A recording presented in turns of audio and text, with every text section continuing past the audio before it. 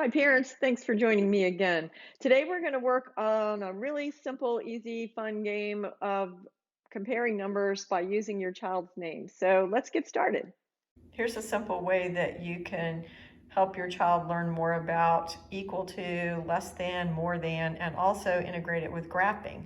So your child writes his name, or you write your child's name on a note card of some sort. Here's my name, Kelly, and I'm counting that I have 5 letters in my name.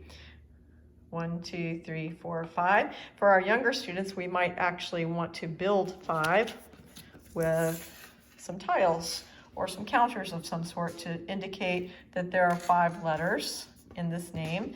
And then I write down other friends' names or other family members' names, and I count the letters in their name, and I decide if they have the same amount of letters as my name, which means that the number of letters is equal, or if they have more letters than my name. For example, Christopher has 11 letters, and I've built 11 with 11 counters. So I've used a 10 frame organization for that, 5, 10, and then one more, 11 letters. And then Jake, it has fewer letters than my name with 4 letters, and I've built 4 underneath, and I'm helping especially my second grader, start to understand how we write that in mathematics, that if something is less than, if something is equal to, or if something is more than. So the counters can really help your child visualize what's going on with the number of letters. He can also compare those numbers and see that when I line them up, that 5 has a lot fewer than 11, and I can find out how many fewer by matching them up 1 to 1.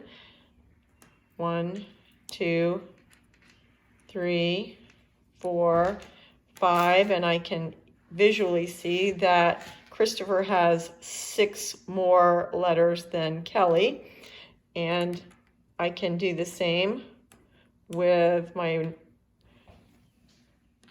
name Jake and line those up and see that Jake has fewer letters than Kelly, and I can see exactly how many fewer by matching them 1 to 1, and see that Kelly has 1 more letter.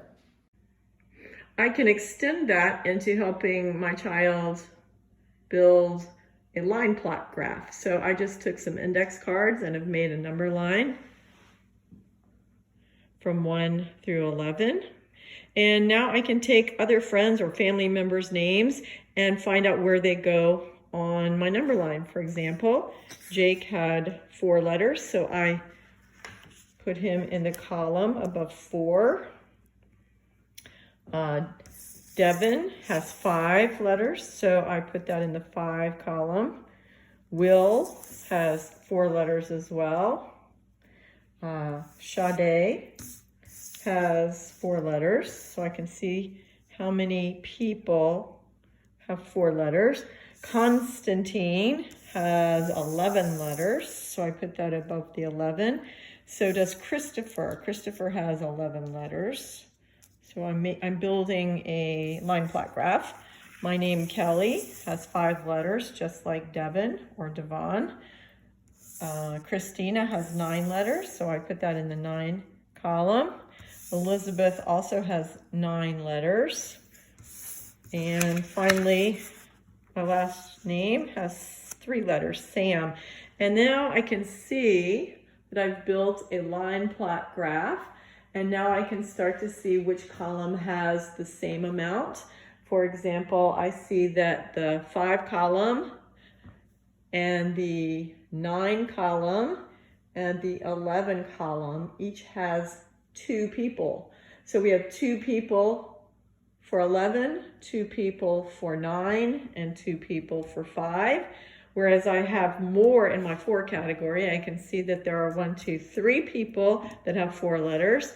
Only 1 person has 3 letters. So you can do this with as many names as you'd like to, any friends or family that your child wants to write down. Finally, for your older child, you might want to go ahead and have them represent what they found out about the letters in the name in a more traditional line plot graph. So this one has a title, and I entitled it Letters in Your Name.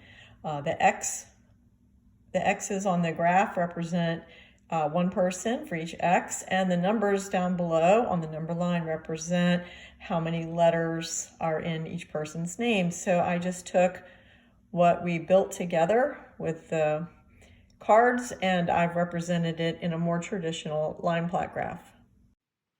A line plot is just a graph that shows the frequency of data on a number line. Line plots are used to show the spread of the data and quickly identify the range or the mode which your child will be doing as they go into upper elementary.